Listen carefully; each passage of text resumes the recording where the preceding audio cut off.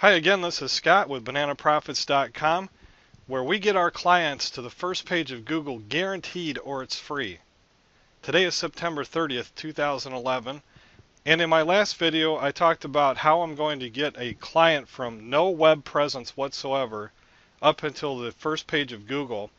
And so it's called the Google Challenge, and we're going to test to see how long that takes. In my last video I explained that the very first order of business is to have a web page built. So I built him a web page, and it's not quite done, but it's pretty much there.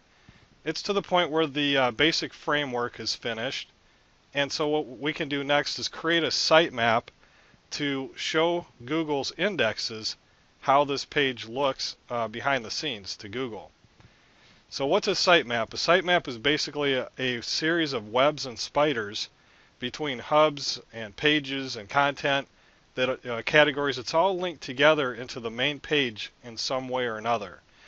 And this is kind of a complex website here. You can see that it's got all these, it's got this main trunk line here. It's almost like a nervous system. And it's got hubs that come off of the web page for sub pages. But in some way or another, all these web pages are interconnected on the website. And so what a sitemap is it gives instructions to Google and all the web directories for that matter to see where all the pages are in the structure. And that's called spidering or crawling. That's what Googlebot does. It goes to your website and it looks for a structure, an organized way that your website looks to Google itself.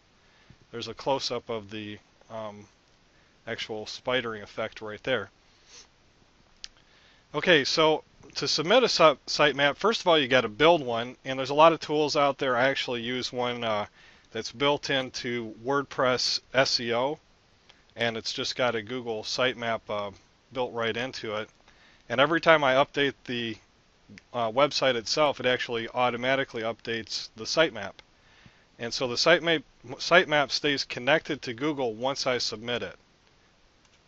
How do I submit it? Well, it's pretty simple. I go to Webmaster Tools on Google, and I submit a sitemap. And it's just after I sign in, I have to create an account first and then sign in. And it comes to the sitemap section of the sitemaps under Webmaster Tools. The way to submit one is just to click that button and then type in the location of the sitemap itself. And you can notice here that it has a red X. I've already done this earlier today, so that's why we're getting a status that's X. It's not, with everything with Google, it takes a little while to work. I'll check on this in a day or two and see how it's going just to make sure there's no issue. But this happens all the time to me, is that I just get an X on the first sitemap because it takes a little bit of time for Google to kind of figure out, hey, it's a new site, let's get it up into the crawler. Okay, so what happens after that? Well, I've already created a Google Analytics page for my client. And you can see he has a flat line, actually no activity whatsoever, which is not unusual at all because he's brand new to the web. I just released this to the web crawlers about 2 hours ago, and there's just no way that it's going to have any activity for at least a couple of days or a week or a couple weeks even. So getting all these things into place is paramount to getting the website up with the proper keywords, and then going to creating a sitemap and getting it uploaded. You know, all these things are very very important to get hits.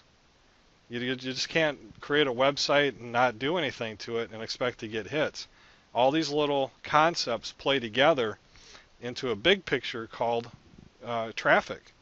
So what we tend to do is make sure that his site gets first of all listed, and then after that we're going to tweak it so that he gets more and more traffic all the time. So alright, this is Scott once more with bananaprofits.com. I'll be back for another video shortly to go to the next steps. Thanks and take care.